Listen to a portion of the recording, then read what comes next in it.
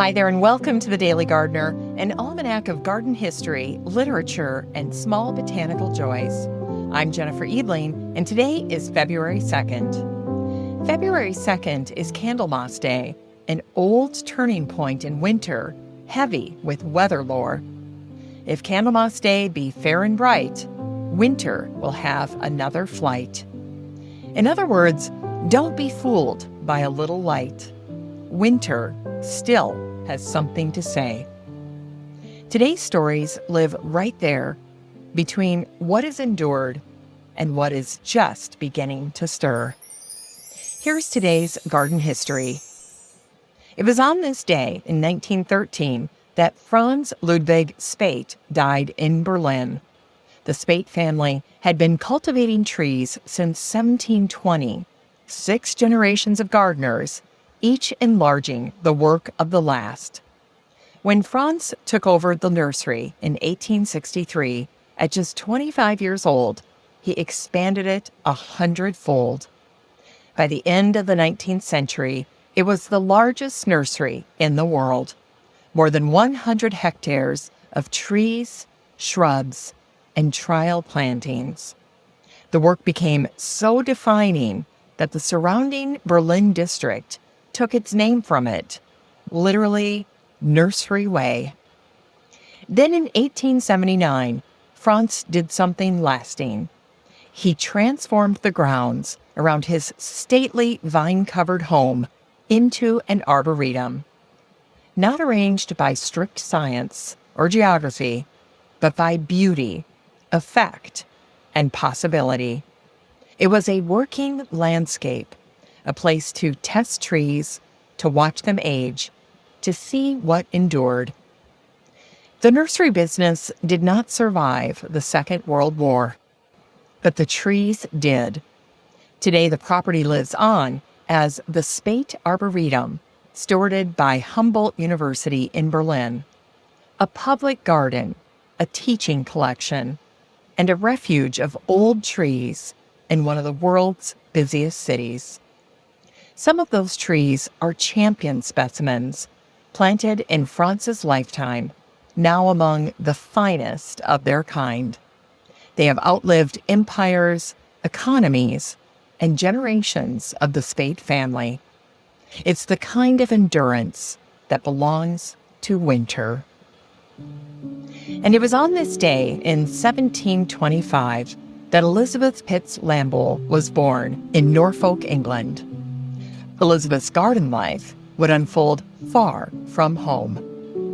By the mid-18th century, she was living in Charlestown, Charleston, South Carolina, a place of salt air, strong sun, and astonishing botanical possibility. Elizabeth became the third wife of Judge Thomas Lamboll, and together they shared a deep interest in horticulture. At their home on Lower King Street, Elizabeth oversaw a garden shaped by European sensibilities, designed for both use and pleasure. It was not small. Beside the house, flowers, vegetables, and kitchen beds spread in a broad green swath, stretching southward to the Ashley River. And at their plantation on James Island, they cultivated a grove of orange trees. But what makes Elizabeth's story endure is not scale, it is generosity. Elizabeth gave seeds freely. She shared rootstock. She passed along cultivation methods and observations with fellow gardeners and with the leading botanists of her time. She corresponded with Peter Collinson of the Royal Society in London and with John Bartram of Philadelphia, the most important naturalist in the American colonies. John visited her garden more than once, and in one letter, Collinson gently scolded him for how he and Mrs. Lamboll, quote, rambled on in the intense heat of the midday sun, which means they lost track of time while talking about plants. Seeds left Elizabeth's Charleston garden in small paper packets, traveling north, crossing oceans. And when her daughter Mary later inherited the family home and garden, Elizabeth's influence continued. Gardens endure not just through plants, but through people willing to pass something on. In today's Unearthed Words, we hear from the American poet William Rose Benét, born on this day in 1886. Here's his poem, Imagination. Rich raptures, you say, our dreams assume, slaking the heart's immortal thirst. Only the old will we illume, but think to have dreamed the flowers first. Think to have dreamed the first blue sea, imagined every illustrious hue of the earth's sunset tapestry, and the snow, and the birds when their songs were new. Think from the blue of highest heaven to have sown all the stars, to have whispered light, hung a moon in a prism even, spun a world on its splendid flight, to have first conceived of boundless space, to have thought so small as to garb all the trees, all planet years in your mind's embrace, and the midge's life for all of these.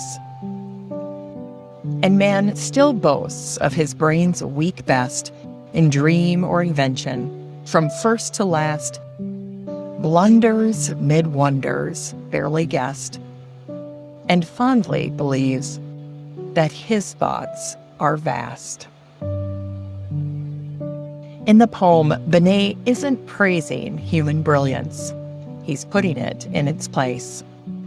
Wonder arrived first. We are still trying to catch up. And gardeners know this instinctively.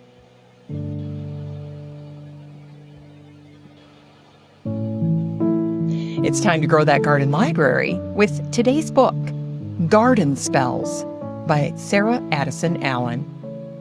This week we are celebrating novels, stories rooted in gardens and kitchens and small towns. So it is Fiction Week here at the Daily Gardener.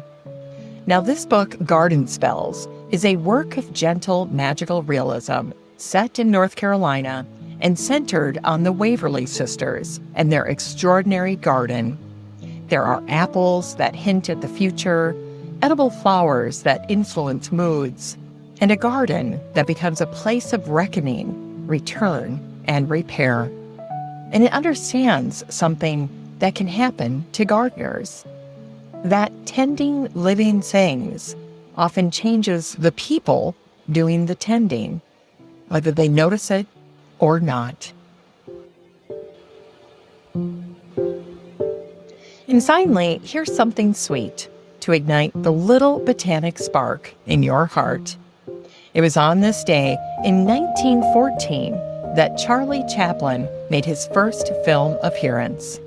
17 years later, he released City Lights, a silent love story between the tramp who cannot speak and a blind woman who sells flowers on the street.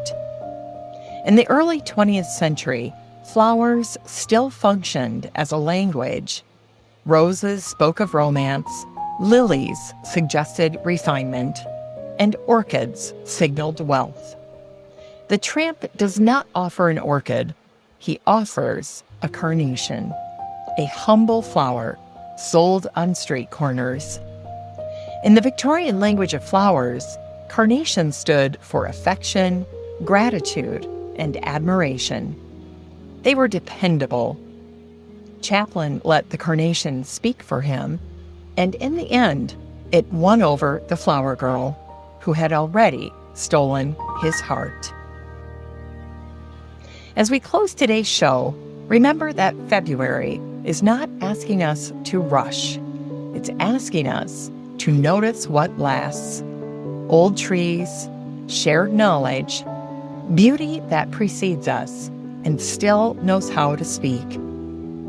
Thanks for listening to The Daily Gardener, and remember, for a happy, healthy life, garden every day.